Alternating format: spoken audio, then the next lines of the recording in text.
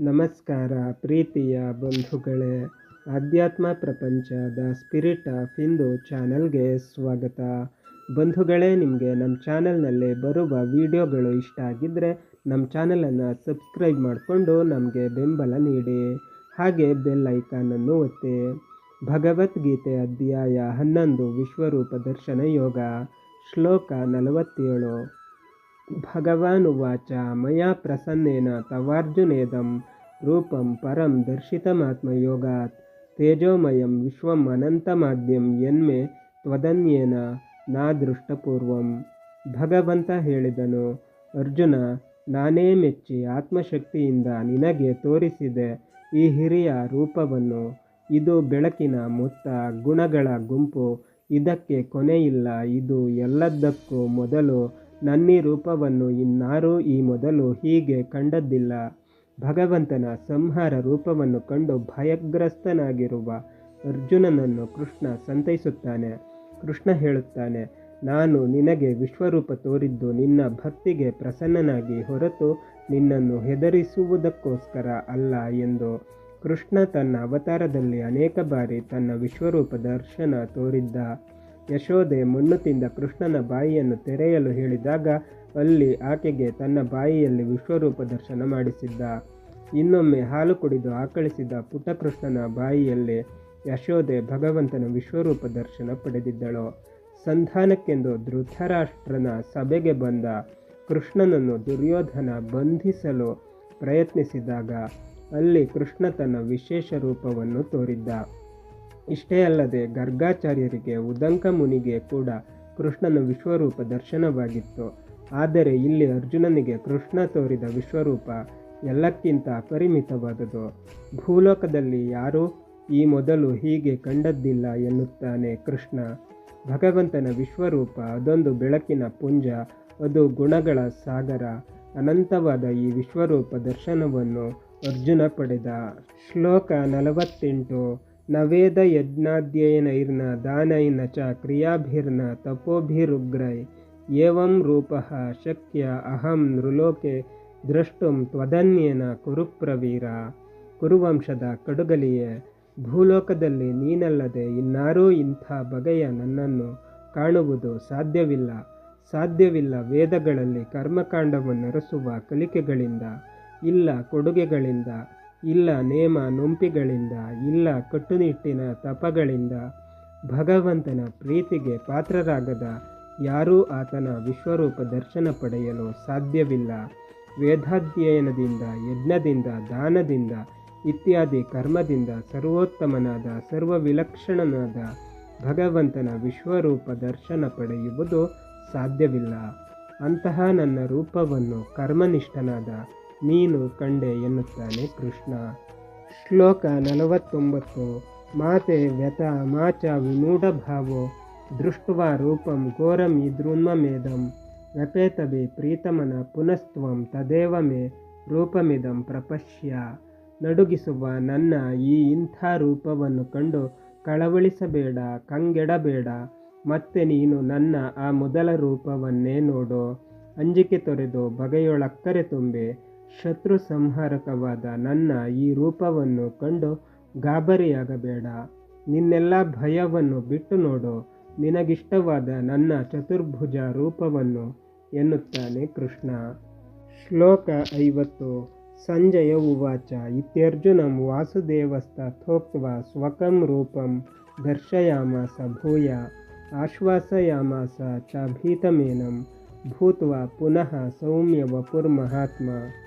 ಸಂಜಯ ಹೇಳಿದನು, ವಾಸುದೇವ ಹೀಗೆ ನುಡಿದು ಮರಳಿ ಅರ್ಜುನನಿಗೆ ತನ್ನ ಕೃಷ್ಣ ರೂಪವನ್ನೇ ತೋರಿದ.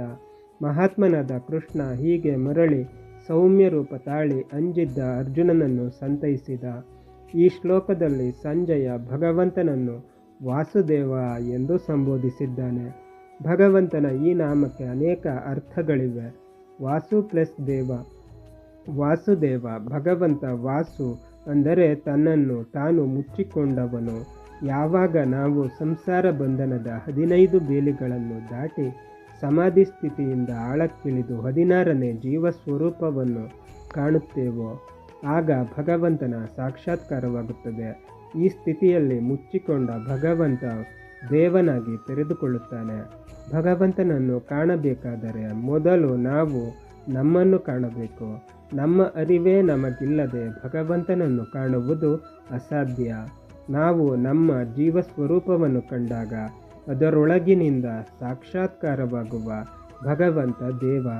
ನಾವು ನಮ್ಮ ಪಂಚಕೋಶಗಳ ಅನ್ನಮಯ ಕೋಶ, ಪ್ರಾಣಮಯ ಕೋಶ, ವಿಜ್ಞಾನಮಯ ಕೋಶ, ಮನೋಮಯ ಕೋಶ ಹಾಗೂ ಆನಂದಮಯ ಕೋಶ ಇವುಗಳ ಪರದೆಯಲ್ಲಿದ್ದಾಗ ವಾಸುವಾಗಿ ಪರದೆಯಿಂದಾಚೆಗೆ ಬಂದು ಜೀವಸ್ವರೂಪವನ್ನು ಕಂಡಾಗ ದೇವನಾಗಿ ದರ್ಶನ ಕೊಡುವ ಭಗವಂತ ವಾಸುದೇವ.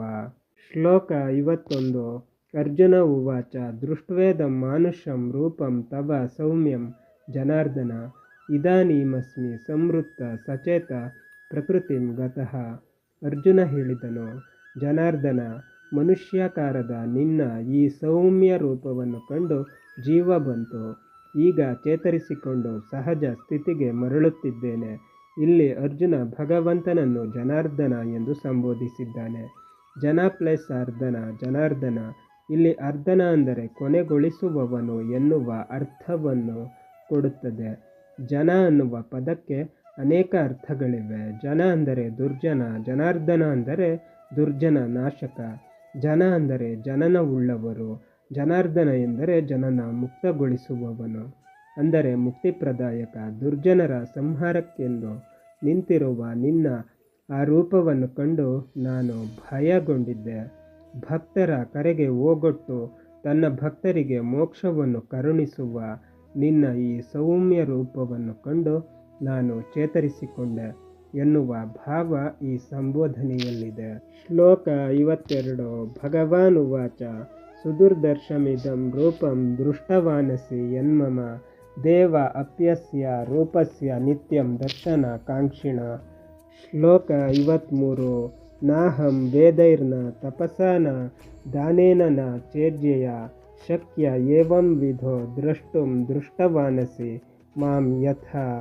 ನೀನು ಕಂಡ ನನ್ನ ಈ ರೂಪ ಸುಲಭವಾಗಿ ಕಾಣಬರುವಂಥದ್ದಲ್ಲ. ದೇವತೆಗಳು ಕೂಡ ಈ ರೂಪವನ್ನು ಕಾಣಲೆಂದು ಅನುಗಾಲ ಕಾಯುತ್ತಿರುತ್ತಾರೆ.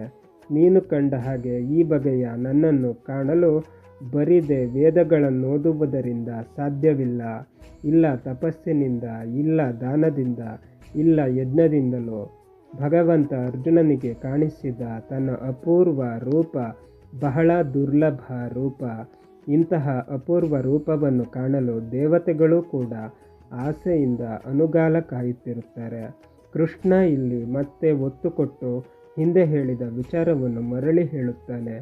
ಸ್ವಸಾಮರ್ಥ್ಯದಿಂದ ವೇದಾಧ್ಯಯನ, ಯಜ್ಞ, ದಾನ, ತಪಸ್ಸು ಇತ್ಯಾದಿ ಕರ್ಮಗಳನ್ನು ಮಾಡುವ ಮುಖೇನ ನನ್ನ ಈ ವಿಶಿಷ್ಟ ರೂಪವನ್ನು ಕಾಣಲು ಸಾಧ್ಯವಿಲ್ಲ ಎನ್ನುತ್ತಾನೆ ಕೃಷ್ಣ. ಶ್ಲೋಕ 54. ಭಕ್ತ್ಯಾ ತು ಅನನ್ಯಯ ಶಕ್ಯ ಅಹಂ ಏವಂ ವಿದಃ ಅರ್ಜುನ ಜ್ಞಾತುಂ ದ್ರಷ್ಟುಂ ಚ ತತ್ವೇನ ಪ್ರವೇಷ್ಟುಂ ಚ ಪರಂತಪ. ಅರಿಗಳನ್ನು ಸುಟ್ಟುರಿಯುವ ಅರ್ಜುನ, ನನ್ನನ್ನು ಈ ಪರಿ ಸರಿಯಾಗಿ ಅರಿಯಲು, ಅರಿತು ಕಾಣಲು, ಕಂಡು ಸೇರಲು ನನ್ನಲ್ಲೇ ನೆಲೆಗೊಂಡ ಭಕ್ತಿಯಿಂದ ಮಾತ್ರವೇ ಸಾಧ್ಯ. ಭಗವಂತನನ್ನು ಕಾಣಲು ಇರುವ ಮೂಲಮಂತ್ರ ಭಕ್ತಿ. ಏಕನಿಷ್ಠೆಯಿಂದ ಭಗವಂತನನ್ನು ಅನನ್ಯವಾಗಿ ಭಕ್ತಿ ಮಾಡುವುದರಿಂದ ಆತನನ್ನು ಸೇರಲು ಸಾಧ್ಯ. ಎಲ್ಲರಿಗೂ ಮಿಗಿಲಾದ ಭಗವಂತ ಭಕ್ತಪರಾಧೀನ. ಶ್ಲೋಕ 55. ಮತ್ ಕರ್ಮಕೃತ್ ಮತ್ ಪರಮಃ ಮತ್ ಭಕ್ತ ಸಂಗವರ್ಜಿತ ನಿರ್ವೈರ ಸರ್ವಭೂತೇಷು ಯಾಸ ಮಾಂ ಯೇತಿ ಪಾಂಡವ. ಓ ಪಾಂಡವ, ಎಲ್ಲವನ್ನೂ ನನಗಾಗಿ ಮಾಡುವವನು, ನನ್ನನ್ನೇ ಪರದೈವನೆಂದು ತಿಳಿದವನು, ವಿಷಯದ ನಂಟು ತೊರೆದು ನನ್ನಲ್ಲಿ ಭಕ್ತಿ ಇಟ್ಟವನು, ಯಾವ ಜೀವಿಗಳಲ್ಲೂ ಹಗೆಗೊಳ್ಳದವನು ನನ್ನನ್ನು ಪಡೆಯುತ್ತಾನೆ. ಭಗವಂತನನ್ನು ಕಾಣಲು ಭಕ್ತಿಯ ಜೊತೆಗೆ ಇರುವ ಅತಿ ಮುಖ್ಯವಾದ ಅಂಶವನ್ನು ಕೃಷ್ಣ ಇಲ್ಲಿ ವಿವರಿಸುತ್ತಾನೆ.